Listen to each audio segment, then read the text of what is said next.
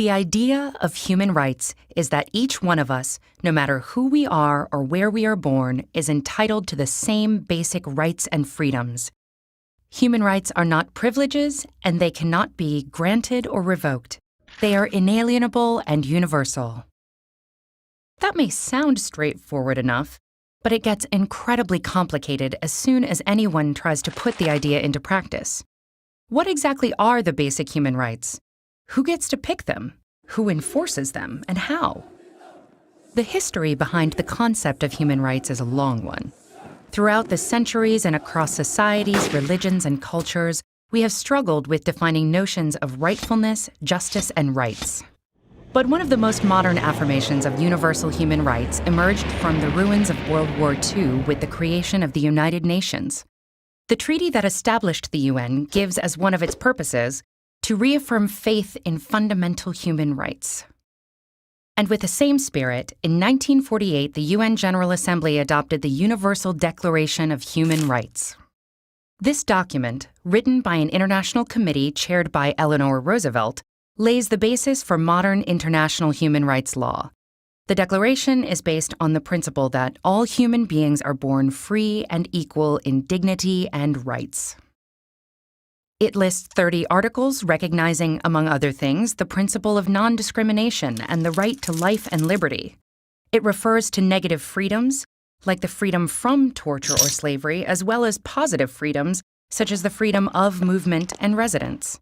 It encompasses basic civil and political rights, such as freedom of expression, religion, or peaceful assembly, as well as social, economic, and cultural rights, such as the right to education and the right to freely choose one's occupation and be paid and treated fairly.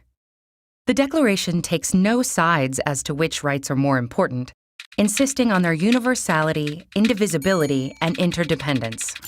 And in the past decades, international human rights law has grown, deepening and expanding our understanding of what human rights are and how to better protect them. So if these principles are so well developed, then why are human rights abused and ignored time and time again all over the world? The problem, in general, is that it is not at all easy to universally enforce these rights or to punish transgressors. The UDHR itself, despite being highly authoritative and respected, is a declaration, not a hard law. So when individual countries violate it, the mechanisms to address those violations are weak. For example, the main bodies within the UN in charge of protecting human rights mostly monitor and investigate violations, but they cannot force states to, say, change a policy or compensate a victim. That's why some critics say it's naive to consider human rights a given in a world where state interests wield so much power.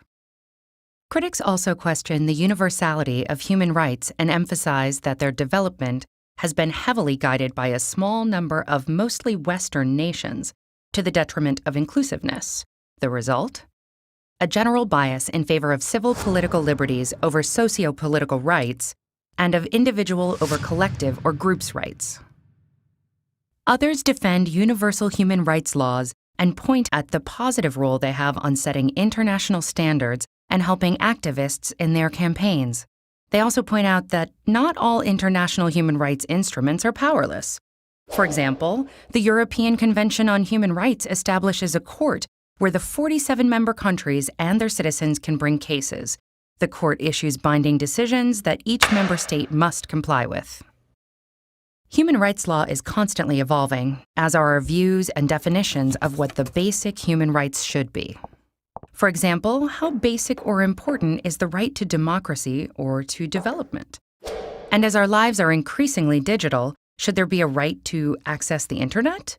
A right to digital privacy? What do you think?